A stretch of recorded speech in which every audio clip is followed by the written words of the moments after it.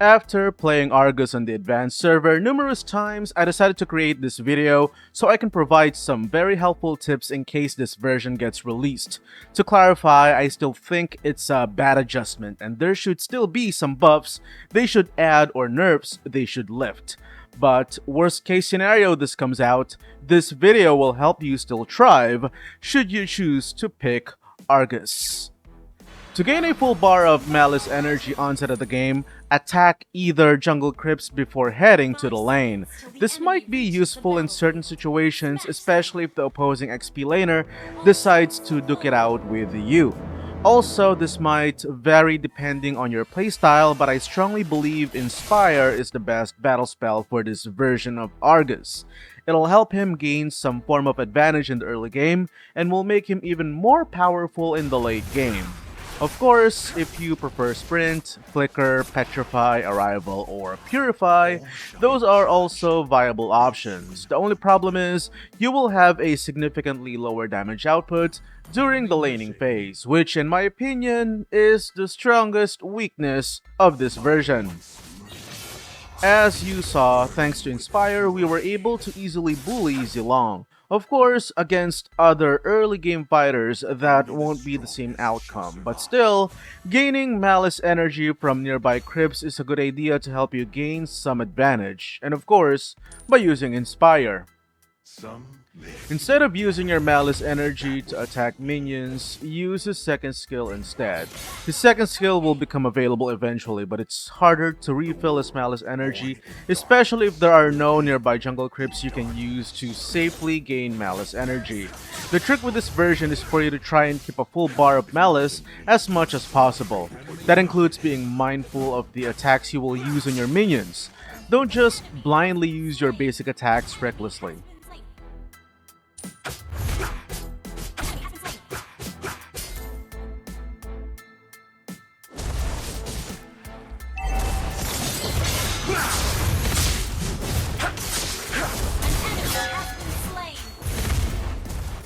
As for Argus' ultimate, as much as possible, don't use it when he still has a lot of HP. Despite the adjustment they did to its mechanics, using it in full HP is still a bad idea in some situations. Unless of course you are trying to secure a kill and prevent an enemy from blinking out, such as Moskov in that situation. Or if your allies have very powerful crowd control skills and you want to burst all of the clustered enemies quickly. But if it's a one-on-one, try not to use it unless you are kill securing. Sometimes, mindlessly activating it can make you lose because there is a cast delay before the ultimate activates, which your opponents can use as an opening. Also, for the uninformed, Zilong is actually a good counter or a good pick against Argus. Zilong's ultimate allows him to gain tremendous movement speed and become immune to slow effects, allowing him to run away should Argus activate his ultimate, and then re-engage and take Argus down easily once his ultimate has expired. In the right hands, Zilong is actually a formidable opponent against Argus, especially against this version, which has a much longer ultimate cooldown time. When you are lane freezing, make sure that you are within close proximity from the enemy minions, so that you will not lose out on golden experience. Don't just randomly pick any bush and camp. Try to be strategic about it and minimize your losses. It's already bad that you are not last hitting minions. It's even worse if you are not gaining experience and gold at all. Bloodshed and violence.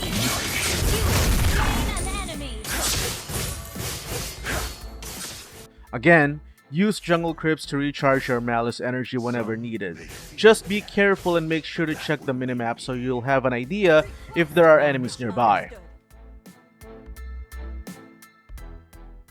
Also, be careful when using Argus' ultimate. It no longer gains HP from non-hero units, so if the enemy escapes your barrage and you are within the turret's range, back out. As much as possible, don't play as aggressively as I did. Be more careful. If it were a different hero with stronger mobility than Zilong, or a more experienced player, they would have already re-engaged and taken Argus down. Removing the ultimate's ability to regenerate HP from attacking non-hero units, in my opinion, was such a bad nerf. I hope they lift it. Be ready for my fury.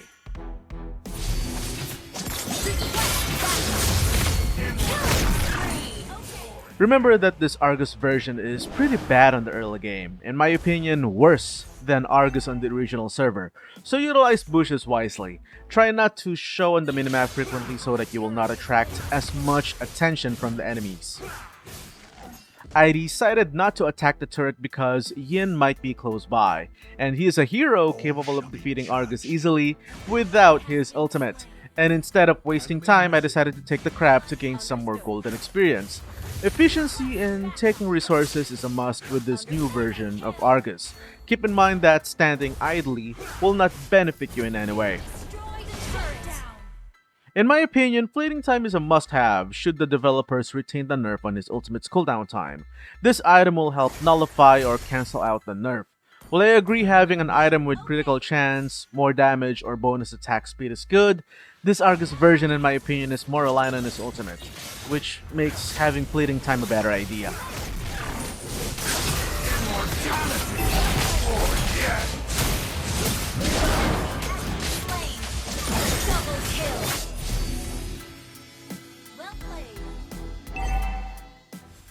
As for the emblem and talents, I think the marksman emblem is the way to go, since it's a cheap way of getting a good amount of bonus attack speed.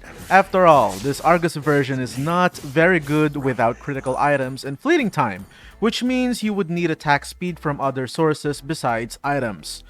That's also the same reason why I strongly recommend getting Swift.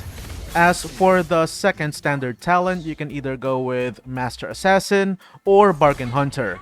Either one of those are good options that'll help you make your laning phase much easier.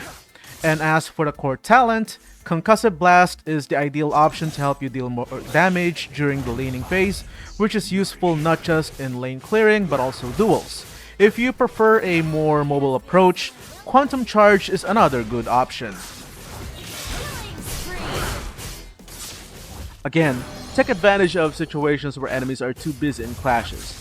Despite the nerf on Argus' ability to efficiently destroy turrets, he is still one of the best split pushers in the game.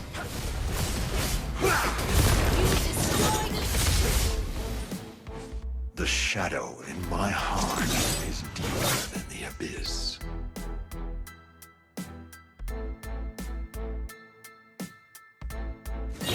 The world born in darkness will end.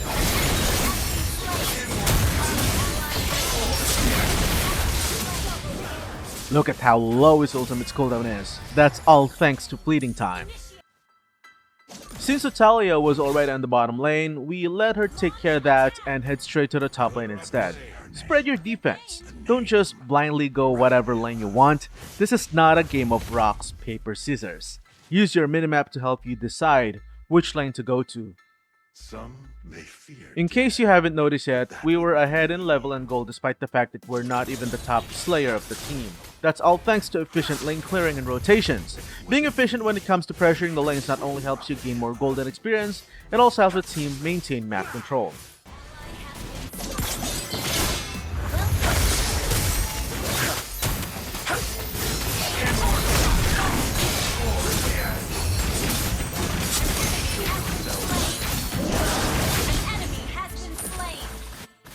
We were too far from the fight, so it's best taking some turrets instead. In situations where your turret will get destroyed anyway and you're too far, analyze the situation and determine what enemy heroes are trying to attack your turret.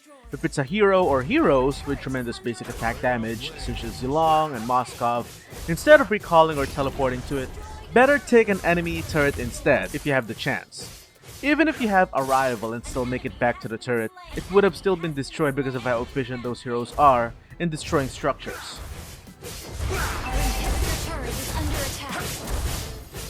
Normally, if fighting high HP or tankier heroes, I get Demon Hunter's Sword, but in that match, there were no tank heroes at all, so I went with Windtalker instead.